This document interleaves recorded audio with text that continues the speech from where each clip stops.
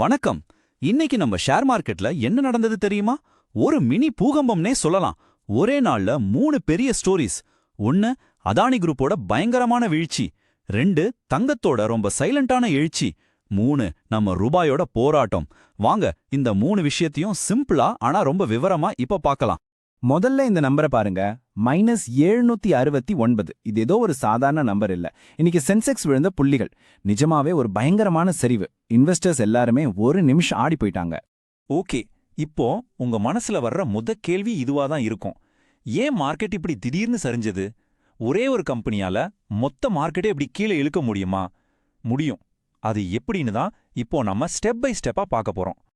இன்னைக்கு மார்க்கெட் விழுந்ததுக்கு முக்கியமான காரணம் இல்ல, ஒரே காரணம்னு கூட சொல்லலாம், அது அதானி குரூப் தான்.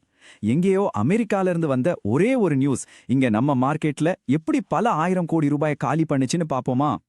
இந்த சார்ட்ட பாருங்க, நம்பர்ஸ பார்த்தாலே தலை சுத்துது இல்ல? அதானி என்டர்பிரைசஸ் மட்டுமே கிட்டத்தட்ட 10% சரிவு. அதானி கிரீன் எனர்ஜி அடேங்கப்பா 13.8% வீழ்ச்சி. அதானி போர்ட்ஸ் ஒரு 7% டவுன். இவ்ளோ பெரிய ஸ்டாக்ஸ் எல்லாம் ஒரே நேரத்துல எப்படி சரசரன்னு விழும்போது மார்க்கெட்டோட இண்டெக்ஸ் மட்டும் என்ன பண்ணும்? அதுவும் சேர்ந்து தானே விழும். அப்போ இந்த மொத்த பிரச்சனைக்குமான ட்ரிகர் பாயிண்ட் என்ன? ஆச்சரியம் என்னன்னா, அது இந்தியாவுல இல்ல, அமெரிக்காவில இருந்து வந்த ஒரு பிரேக்கிங் நியூஸ் தான். பாத்தீங்களா, ஒரு இன்டர்நேஷனல் நியூஸ் நம்ம ஒரு மார்க்கெட்டை எப்படி ஆட்டி படைக்குதுன்னு. அந்த நியூஸ் வந்தது எஸ்சிசி கிட்ட இருந்து. எஸ்சிசினா என்னன்னு யோசிக்கிறீங்களா? ரொம்ப சிம்பிள்.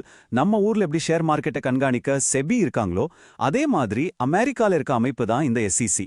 அவங்க தான் யுஎஸ் ஸ்டாக் மார்க்கெட்டோட வாட்ச்மேன். சரி, அப்படி என்னதான் அவங்க சொன்னாங்க? விஷயம் இதுதான். யுஎஸோட எஸ்இசி அதானி குரூப்போட டாப் ஆபீசர்ஸ் மேல பிரைபரி, அதாவது லஞ்சம் வாங்கினதா ஒரு புகார் வந்திருக்கு. அதை விசாரிக்க போறதா சொல்லியிருக்காங்க. அது மட்டும் இல்ல, இது சம்பந்தமா கௌதம் அதானிக்கும் சாகர் அதானிக்கும் நேரடியாவே சம்மன் அனுப்ப கோர்ட் அனுமதியும் வாங்கிட்டாங்க. இந்த நியூஸ் வெளியே வந்த அடுத்த செகண்ட் இன்வெஸ்டர்ஸ் மத்தியில ஒரு பயம் வந்துருச்சு. அவ்வளவுதான், எல்லாரும் கையில இருந்த ஷேர்ஸை விற்க ஆரம்பிச்சிட்டாங்க. இதுக்கு பேரு தான் பேனிக் செல்லிங். நிச்சயமா இதுக்கு அதானி குரூப் சும்மா இல்ல. அவங்க ஒரு ஸ்டேட்மெண்ட் விட்டிருக்காங்க. அதுல இது ஒரு ஆதாரமே இல்லாத குற்றச்சாட்டு, எங்களை தற்காத்துக்க எல்லா சட்ட நடவடிக்கைகளையும் எடுப்போம்னு சொல்லியிருக்காங்க.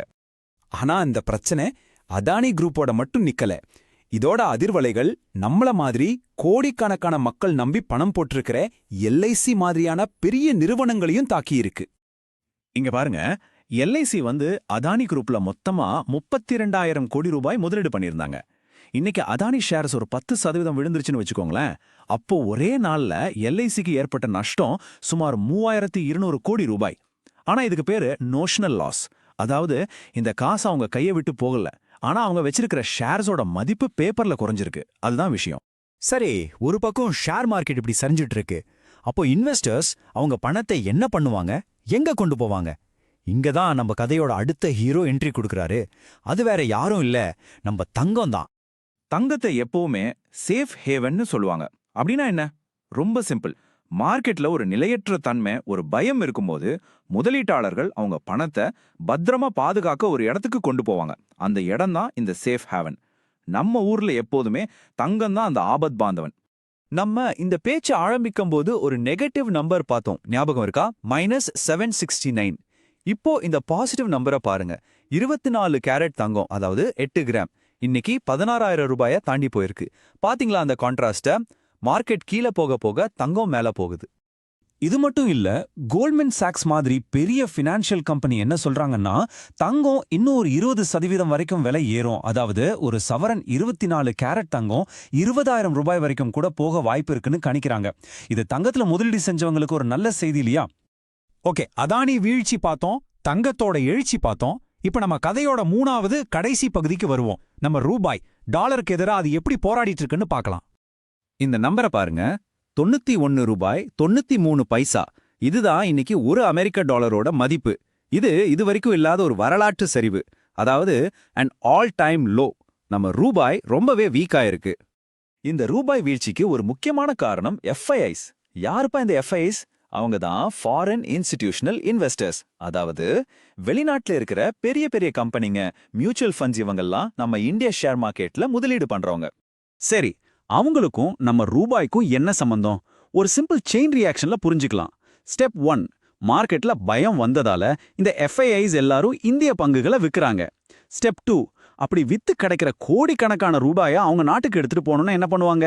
அதை அமெரிக்க டாலரா மாத்துவாங்க. ஸ்டெப் 3, இப்படி எல்லாரும் ஒரே நேரத்துல ரூபாயை கொடுத்துட்டு டாலர் கேட்கும்போது டாலருக்கான டிமாண்ட் பயங்கரமா அதிகமாகுது. ஸ்டெப் 4, உங்களுக்கு தெரியும் இல்லையா, ஒரு பொருளுக்கு டிமாண்ட் அதிகமானா அதோட விலை ஏறும். அதே லாஜிக் தான், டாலரோட மதிப்பு ஏறுது, நம்ம ரூபாயோட மதிப்பு குறையுது. ஓகே, அதானி சரிவு, தங்கம் எழுச்சி, ரூபாய் வீழ்ச்சி, இன்னைக்கு நடந்த 3 பெரிய விஷயங்களையும் பார்த்துட்டோம். ஆனா இதுலேருந்து ஒரு இன்வெஸ்டரா நாம என்ன கத்துக்கணும்? அதுதானே ரொம்ப முக்கியம். இன்னைக்கு நடந்த இந்த சம்பவங்கள்ல இருந்து நமக்கு 4 முக்கியமான பாடங்கள் கிடைக்குது. 1, எங்கேயோ அமெரிக்காவுல வர்ற ஒரு சின்ன நியூஸ் கூட நம்ம மொத்த மார்க்கெட்டையும் ஆட்டி படைக்க முடியும்.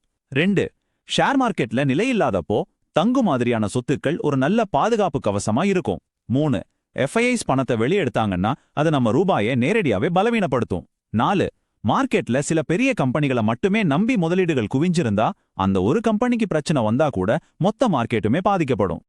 ஆக மொத்தம் பார்த்தா இந்த உலகம் இப்ப ரொம்பவே ஒன்னோடு ஒன்னு கனெக்ட் ஆயிடுச்சு. நம்ம இந்தியா மார்க்கெட் மட்டும் தனியா இயங்க முடியுமா? இல்ல நம்ம போடுற ஒவ்வொரு ரூபாயும் இப்போ ஒரு குளோபல் பெட்டா மாறிடுச்சா? இத பத்தி நீங்க என்ன நினைக்கிறீங்க? கொஞ்சம் யோசிச்சு பாருங்க. அடுத்த பதிவில் சந்திப்போம்.